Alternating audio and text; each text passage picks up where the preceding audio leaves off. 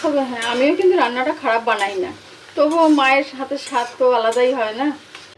নমস্কার বন্ধুরা, আমি আজকে একটা চিকেন রেসিপি তোমার সাথে শেয়ার করছি।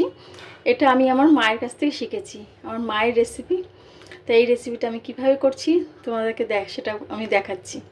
তা চলো, প্রথমে আমি গ্যাসটা জ্বালিয়ে নিচ্ছি। এটা কিন্তু একটু অন্যরকমভাবে হবে। গ্যাস জ্বালিয়ে দিয়েছি, আর এখানে নিয়ে নিয়েছি দেখো কিছু মশলা, যেমন ধনে, জিরে, লবণ, হলুদ, আর নিয়েছি গোটা গরম মশলা, একটা শুকনো লঙ্কা। তো এই গুঁড়ো মশলাগুলো এটা আমি জলে ভিজিয়ে নেব, আর এটা তেলে ফোড়ন দেব। দেখতে থাকো, এটা কিন্তু একটু অন্যরকমভাবে হবে। এটা স্বাদ কিন্তু খুব দুর্দান্ত লাগে এটা খেতে। কড়াই গরম হয়ে গেছে, এর মধ্যে দিয়ে দেবো সর্ষে তেল। এটা কিন্তু সর্ষে তেলেই হবে। দেখো, সর্ষে তেল দিয়ে দিলাম। এবার দিয়ে দেবো তেলে গোটা গরম মশলাটা আর একটা শুকনো লঙ্কা।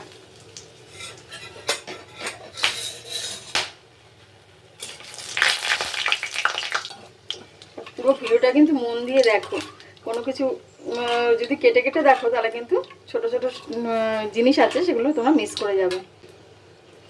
এবার দেখো, এই যে মশলাটা রেখেছিলাম সেটা আমি জলের মধ্যে গুলে তেলে দিয়ে দিলাম। লঙ্কা বাটা,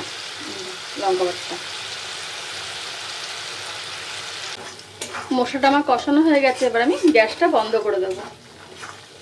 এই মশলাটা ঠান্ডা হলে আমি এটা মাংসের মধ্যে মেখে নেব। এবার আমি এই মশলাটাকে আমি মাংসের মধ্যে দিয়ে দেবো।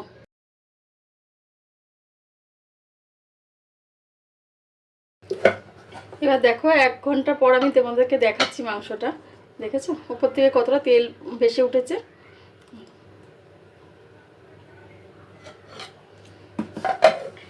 এবার গ্যাসে কড়াই বসিয়ে দিয়েছি, কড়াইতে দিয়ে দেবো 1 চামচ ঘি।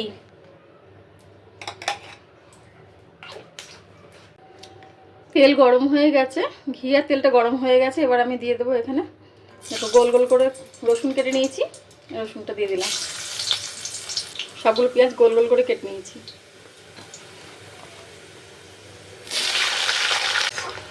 পেঁয়াজটাকে লাল লাল করে ভেজে নেব। এই রান্নাটা আমার মা খুব ভালো বানাতো। এখন আর সে পারে না বানাতে, সে এখন অসুস্থ। সে এখন বসে থাকা ছাড়া তার আর কোনো কাজ নেই। তবু আমি চেষ্টা করছি মায়ের মতো রান্না করার জন্য। তবে হ্যাঁ, আমিও কিন্তু রান্নাটা খারাপ বানাই না, তবুও মায়ের হাতের স্বাদ তো আলাদাই হয় না।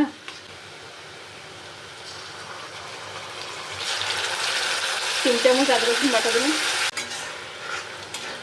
এবার দিয়ে দেবো একটা টমেটো।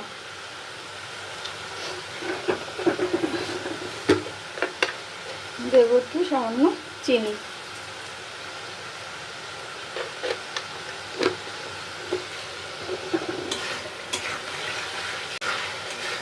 এবার দিয়ে দেবো আমি একটু হলুদ আর একটু লবণ। সামান্য সামান্য করে দেবো, কারণ হলুদ আর লবণ দিয়ে আমার কষানো ছিল। দিয়ে দিলাম হলুদ আর স্বাদ অনুযায়ী একটু লবণ।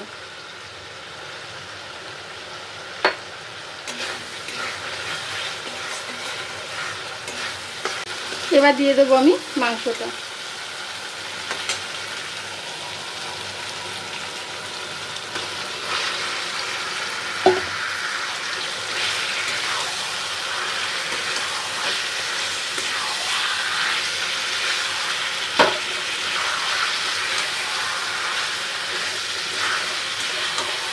আর দিয়ে দেবো আমি 4-5 টুকরো আলু। তোমরা আলু দিলে দিতেও পারো, আবার নাও দিতে পারো। আমার মেয়ে আবার একটু মাংসে আলু হলে খেতে ভালোবাসে, আলু দিয়ে, সেই জন্য আমি আলুটা দিয়ে দিলাম।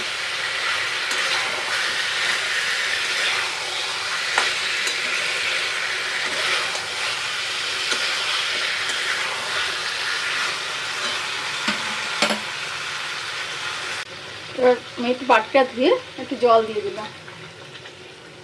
এটা দিয়ে আমি কষতে থাকবো।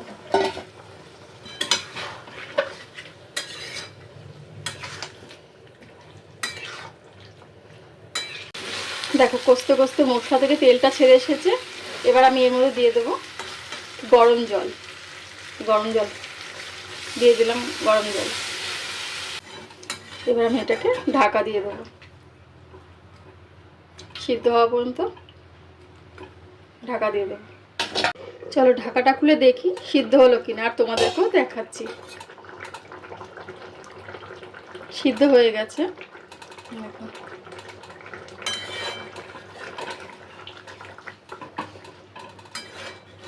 এবার দিয়ে দেবো আমি সামান্য একটু গরম মশলা গুঁড়ো। দেখো রেসিপিটা কিন্তু তৈরি হয়ে গেছে। আমার এই মায়ের হাতের রেসিপিটি তোমাদের কেমন লাগলো তা কমেন্ট বক্সে জানাতে ভুলো না। আর যদি ভালো লেগে থাকে চ্যানেলটাকে সাবস্ক্রাইব করে দিও।